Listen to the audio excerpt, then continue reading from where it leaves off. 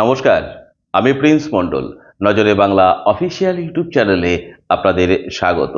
প্রিয় দর্শক, এই মুহূর্তে আপনি যদি আপনার ঘরের টেলিভিশনটি অন করেন অথবা আপনার হাতে যে মোবাইল ফোনটি রয়েছে স্মার্টফোন, সেটি যদি অন করেন এবং অন করে যদি আপনি ইউটিউব চ্যানেল অথবা ফেসবুক বা যেখানেই যান না কেন, আপনার চোখে সর্বাগ্রেই ভেসে উঠবে এই রাজ্য সরকারের যে শাসক দল রয়েছে তৃণমূল কংগ্রেস, তাদের বিরুদ্ধে একাধিক দুর্নীতির অভিযোগ এবং সেই বিষয়গুলোকে নিয়ে বিস্তর আলাপ আলোচনা চলছে। মেইনস্ট্রিম মিডিয়া থেকে শুরু করে সোশ্যাল মিডিয়া, প্রত্যেকটি জায়গায় এই দুর্নীতির প্রসঙ্গ নিয়ে রাজ্য রাজনীতি উত্তাল হয়েছে। শীত পড়তে শুরু করেছে নভেম্বর মাসের শেষের দিকে। আবহাওয়ার পারদ ক্রমাগত নিম্নগামী, অথচ এই দুর্নীতির ইস্যু নিয়ে বঙ্গ রাজনীতির পারদ কিন্তু ক্রমাগতভাবে ঊর্ধ্বগামী। তাপ বাড়ছে, রাজনীতির তাপ কিন্তু বাড়তে শুরু করেছে ধীরে ধীরে ধীরে ধীরে। কিন্তু এই যে যে দুর্নীতির বিষয় নিয়ে রাজ্য রাজনীতি উত্তাল হচ্ছে, এখানে শুধু আমরা আপাত দৃষ্টিতে যে জিনিসটা দেখতে পাচ্ছি, শাসক দলের বিরুদ্ধে বা এসএসসি কর্তৃপক্ষের বিরুদ্ধে যে অভিযোগগুলো উঠছে, যে দুর্নীতির অভিযোগ, অযোগ্য চাকরি প্রাপকরা চাকরি পাচ্ছে, যে যারা প্রকৃত চাকরি পাওয়ার উপযুক্ত তারা চাকরি পাচ্ছে না, এর অভিযোগ যে শাসক দলের একাধিক নেতা মন্ত্রী বিভিন্ন স্তরের কর্মীরা শাসক দলের, তারা দুর্নীতিতে জড়িয়ে পড়ছে, তাদের বিরুদ্ধে দুর্নীতির অভিযোগ উঠছে। এসএসসি কর্তৃপক্ষ সঠিকভাবে নির্ভুলভাবে কাজ করতে পারছে না, এই অভিযোগটা কিন্তু ধারাবাহিকভাবে উঠছে। আর এই অভিযোগের কারণে শাসক দলের একাধিক বিভিন্ন স্তরের নেতা কর্মীরা হচ্ছে জড়িয়ে পড়ছেন এই দুর্নীতির অভিযোগে তৃণমূল কংগ্রেসের। এবং এই শাসক দল তৃণমূল কংগ্রেসের তাদের একাধিক নেতা কর্মী এমনকি মন্ত্রীরা পর্যন্ত এই বিভিন্ন স্তরের দুর্নীতির কারণে কিন্তু তারা জেলও খেটেছেন। যদিও প্রত্যেকেই এই মুহূর্তে জামিনে মুক্ত, এখন আর জেলের মধ্যে কেউ নেই। ইতিমধ্যে জামিনে মুক্ত হয়ে শিক্ষা দুর্নীতির একদম চূড়ায় যিনি বসে আছেন বলে অভিযোগ, সেই পার্থ চট্টোপাধ্যায়, তিনি ইতিমধ্যে বলেই ফেলেছেন রাজনীতির ক্ষেত্রে দুর্নীতি কোনো ইস্যুই নয়। সেটা ভিন্ন বিষয়, সেটা পরে আসা যাবে নিশ্চিত একটা প্রতিবেদন নিয়ে।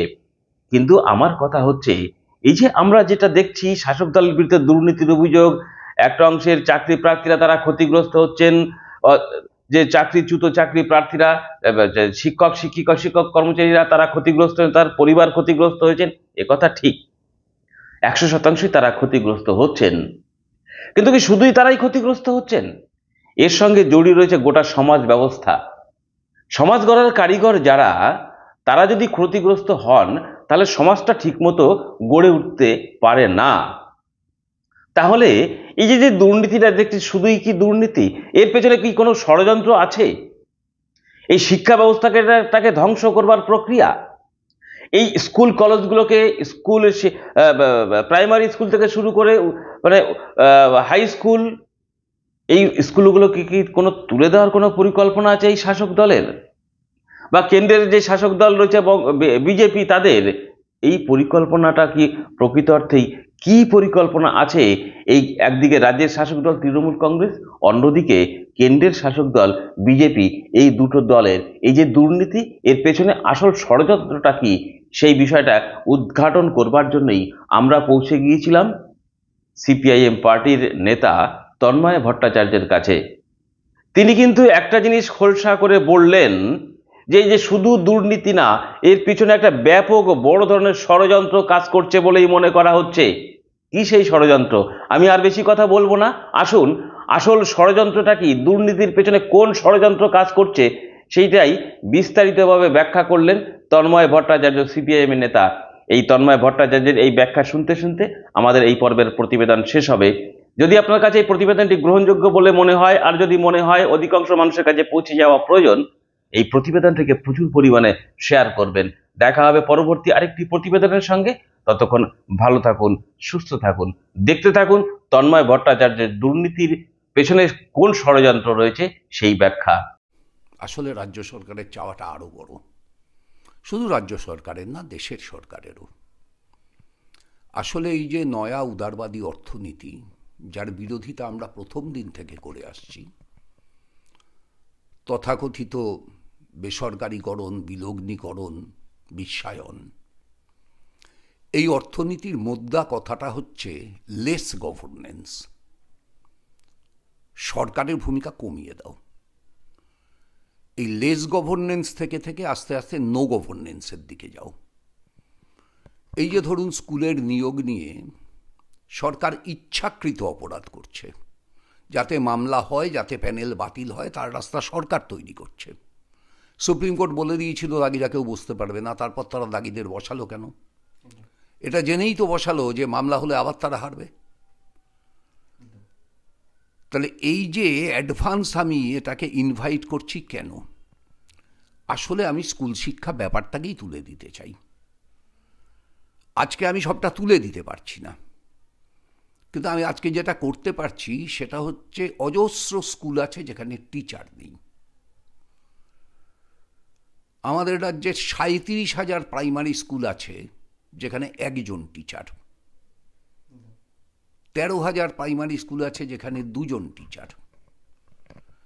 তাহলে এই যে টিচার নেই, এবার এই রকম একটা স্কুলে আমার কিংবা আপনার সন্তান পড়ে, আমি এবং আপনি প্রতিদিন সেই সন্তান স্কুল থেকে বাড়ি ফিরলে জানতে পারছি যে আজকে 4 ঘন্টায় একটা ক্লাস হয়েছে, আজকে 4 ঘন্টায় 2টো ক্লাস হয়েছে। তার মানে আমার এবং আপনার এই ধারণাটা তৈরি হচ্ছে যে স্কুলে কোনো লেখাপড়া হচ্ছে না। তাহলে যে কোনো একজন পিতার কাছে, মাতার কাছে, অভিভাবকের কাছে সবচাইতে মূল্যবান কি? তার সন্তানের শিক্ষা। এইবার প্রাইমারি স্কুল বন্ধ হচ্ছে, হাই স্কুল বন্ধ হচ্ছে। 8,000-এর বেশি স্কুল এই রাজ্যে ইতিমধ্যে বন্ধ হয়ে গেছে। এটা আমি যেটা বলছি সেটাও 1.5 বছর আগের হিসাব। আমার ধারণা এই 1.5 বছরে ওটা বেড়ে 12,000-12,000-এর কাছাকাছি পৌঁছেছে। তো এক্সাক্ট তথ্য এখন পর্যন্ত আসেনি। তার উপরে এই সিঙ্গেল টিচার দিয়ে চলছে, টিচার লেস চলছে। এবার এই স্কুলগুলো চলবার অর্থ হচ্ছে এই স্কুলগুলো ছাত্রের অভাবে হবে। এবার একটা সময় সরকার এটা বলবার সুযোগ নেবে যে আমি তো স্কুল চালিয়ে রেখেছিলাম, কেউ পড়তে আসে না, কি করব? এতখানি সরকারি বিদ্যুতের পয়সা ব্যয় হচ্ছে, টিচারের মায়নার পয়সা ব্যয় হচ্ছে, সরকারের এতটা জায়গা পরিকাঠামো সেটা ক্ষতিগ্রস্ত হচ্ছে, কিন্তু কোনো ছাত্র আসছে না। তখন আপনিও বলবেন ঠিকই তো, এটা যদি সত্যি হয় তাহলে স্কুলটা থাকার দরকার কি? স্কুলটা উঠে যাক, ওই জায়গাটা সরকার অন্য কাজে লাগাক। তাহলে আপনি যাতে এটা বলেন তার রাস্তা পরিষ্কার করতে হলে সরকারকে যেটা করতে হবে সেটা হচ্ছে স্কুলে ছাত্র আসা বন্ধ করতে হবে। এই সরকারের আসল উদ্দেশ্য হচ্ছে সেইটা যে স্কুলে, প্রাইমারি স্কুলে, সেকেন্ডারি স্কুলে, ভবিষ্যতে আস্তে আস্তে এটা হায়ার সেকেন্ডারি স্কুল, কলেজ পর্যন্ত যাবে। এই মুহূর্তে অতটা যাচ্ছে না। প্রাইমারি স্কুল, সেকেন্ডারি স্কুলে আস্তে আস্তে ছাত্র সংখ্যাকে শূন্য করে দাও, যাতে সেই স্কুল উঠে গেলে মানুষের ভেতর আর কোনো প্রতিক্রিয়া হয় না। কারণ আপনি দেখছেন আপনার পাড়ায় একটা স্কুল বিল্ডিং আছে, নাম একটা আছে স্কুলের, সেখানে কাউকে পড়তে আসতে দেখেন না। আপনি ছাপোষা একজন মধ্যবিত্ত, নিম্ন মধ্যবিত্ত মানুষ, প্রতিদিন যাতায়াতের পথে স্কুলটাকে দেখেন, কিন্তু কোনো ছাত্র দেখেন না। এইটা 3 বছর দেখতে দেখতে 3 বছর বাদে সেই স্কুলটা বন্ধ হলো কি না হলো আপনি আর দেখবেনই না। আপনাকে এই জায়গায় নিয়ে যেতে হবে, এটাই রাজনীতি। এই আপনাকে এই জায়গায় নিয়ে যাওয়ার রাজনীতিটা করবার জন্য স্কুল বন্ধ করতে হবে, মদের দোকান বাড়াতে হবে, এবং শিক্ষক নিয়োগের ক্ষেত্রে এই বেনিয়ম চালাতে হবে যাতে বারবার তা আদালতের দ্বারা বাধাপ্রাপ্ত হয়।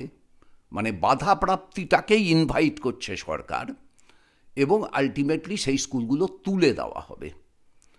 এই যে শিক্ষার সর্বনাশ ঘটানোর জন্য সরকারের সুচিন্তিত পরিকল্পনা, এই পরিকল্পনাটার গোটাটাই হচ্ছে সেই উদারীকরণ, বিলগ্নীকরণ, বিশ্বায়নের তত্ত্বের সঙ্গে সাযুজ্যপূর্ণ, যেখান থেকে লেস গভর্নেন্সের জায়গায় নো গভর্নেন্স আসছে।